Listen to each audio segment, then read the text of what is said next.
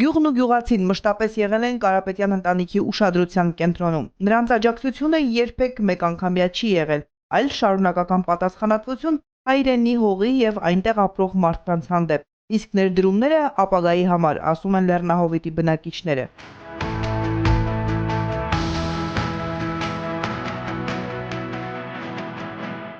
Հովիդի ծանր տարիներին, երբ ամբողջ աշխարհը կաթվածահար էր, Լեռնահովիտում եւս գյուղացիները զրկված էին աշխատելու, մասնավորապես արտագնա աշխատանքի հնարավորությունից։ Փակ ճանապարհները եւ համավարակը կարող էին համայնքը կանգնեցնել սոցիալ-տնտեսական լուրջ խնդիրների առջեւ։ Այնքանով է կարևոր, որ հաշվի առնվել են հանգամանքը, որ մարդիկ երկար ժամանակ օգտագործությամբ չեն զբաղվել եւ բավականին պարարտ հողեր կային դրա համար։ Եվ հիմա իմ կնքնելով են հանգամանքը, որ հնարավոր է, որ հետագայում մենք խնդիր ունենանք սնունդի հետ կապված,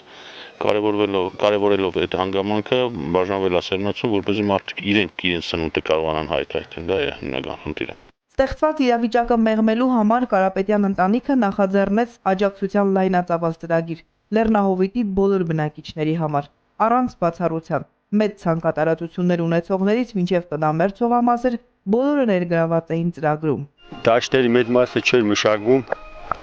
Պարոն Կարապետյանները աջակցեցին, կարտոշկա օգնություն տվեցին գյուղացիներին։ Գյուղացիները զգացին, որ կարելի է էլի աշխատել, վարել, ցանել։ Ուրիշ միջոց չունեն գյուղացիքը։ Հիմնական արտագնաց աշխատանք են գնում։ Այսօր մնացել են ոչ աշխատանք, ոչ բան կա, դա մեծ օգնություն էր։ Բերկավակն էլ սեպտեմբերից հոկտեմբեր ամիսն է։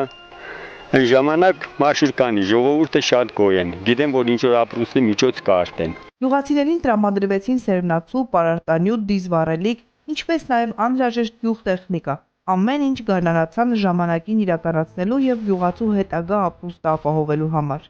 Մի տվեց կարտոշկան, շնորհակալություն իրան։ Իրա օժանդակություն որ չեն, այս գյուղը